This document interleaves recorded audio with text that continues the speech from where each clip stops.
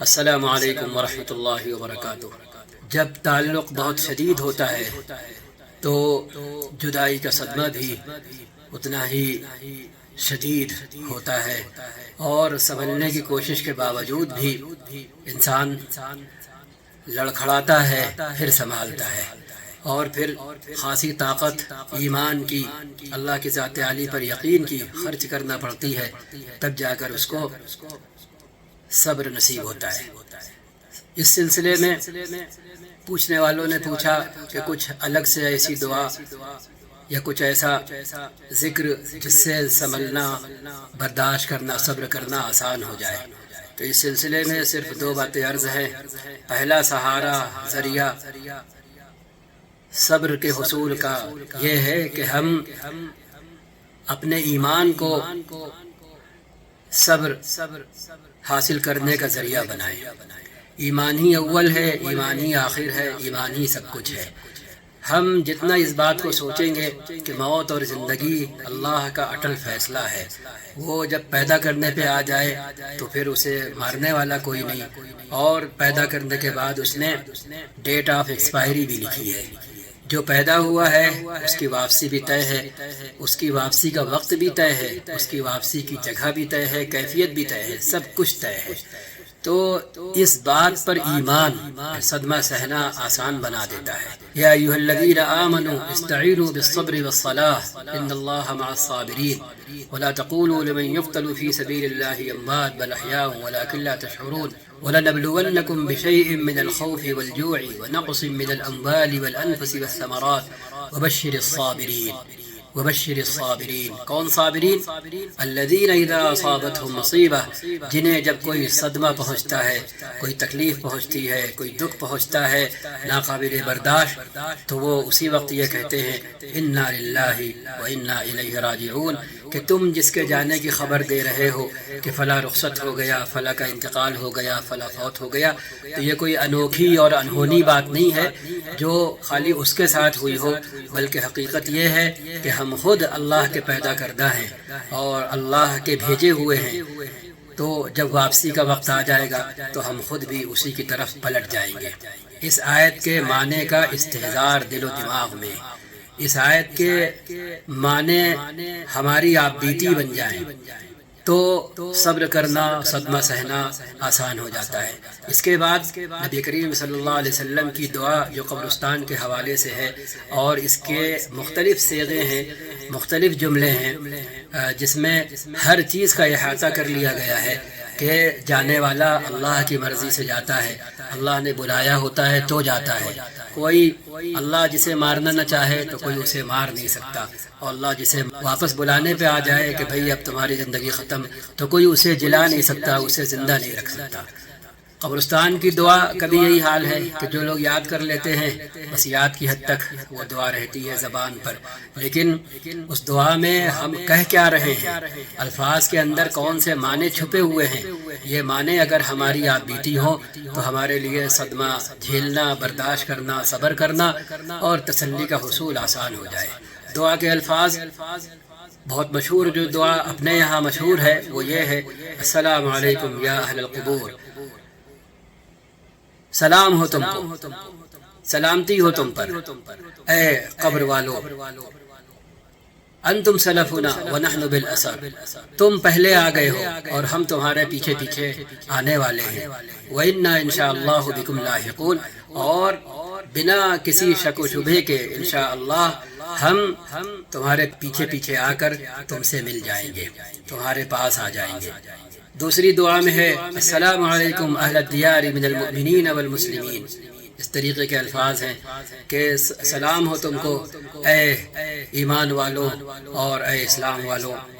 وہاں پر بھی فرمایا گیا ہے: انتم سلفنا ونحن بالاثر، تم پہلے آ گئے ہو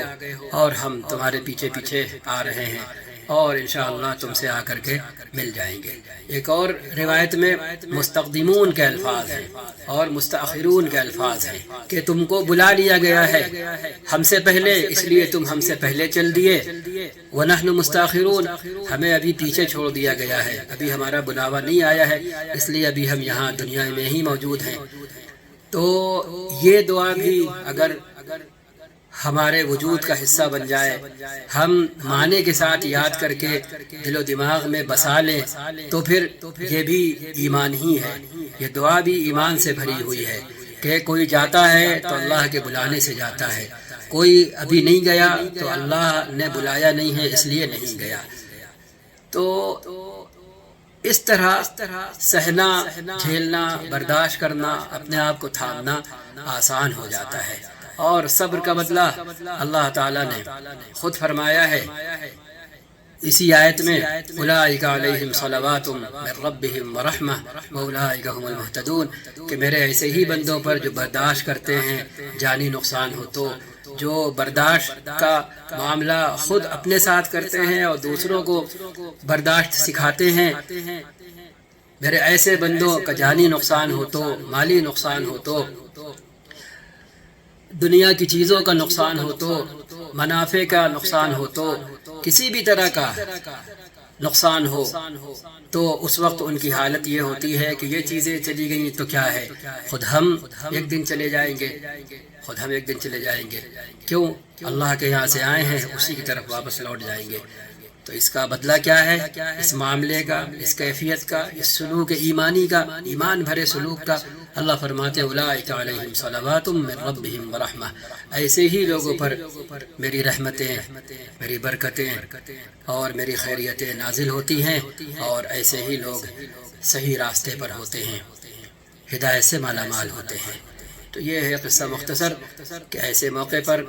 ہمیں بھی ایمان کو بھرپور چارج کر کے ہمیں اپنے ساتھ اور اہل تعلق کے ساتھ، دوسرے رشتہ داروں کے ساتھ معاملہ کرنا چاہیے، تاکہ یہ گھڑی ہمارے لیے آسان ہو اور غم جھیلنا، برداشت کرنا، جدائی سہنا آسان ہو، اور ہم پریشان ہو کر کوئی ایسا قدم نہ اٹھائیں جو ایمان کے خلاف ہو اور اللہ کی مرضی کے خلاف ہو۔ اس لیے اللہ تعالیٰ سے دعا کریں اور اس ایمان کو اپنا حال ہم سب بنائیں کہ جو بھی جاتا ہے وہ اللہ کی مرضی سے جاتا ہے،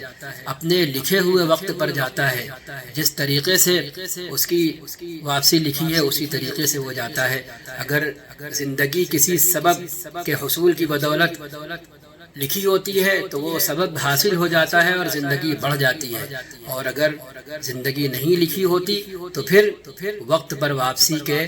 منفی اسباب پیدا ہو جاتے ہیں اور جانے والا اپنے وقت پر رخصت ہو جاتا ہے۔ لہٰذا اس ایمانی حالت کو اپنے دل و دماغ کی حالت بنائیں، تعلقات کو بہتر بنائیں، اور جانے والے کے لیے عہد کریں کہ ہم روزانہ کچھ نہ کچھ ایسا کریں گے کہ جس کا صلہ اس کو پہنچے گا، اور دائمی طور پر کچھ ایسا کریں گے کہ جس کا صلہ اس کو پہنچتا رہے۔ یہ ہے اصل۔ تو ہم کسی کی جدائی کو، خاص کر کے وہ جدائی محبت بھری ہو، تعلق بھری ہو، جانے والا بہت سی خوبیوں کا مالک ہو، تو پھر اس جدائی کو ہم بھی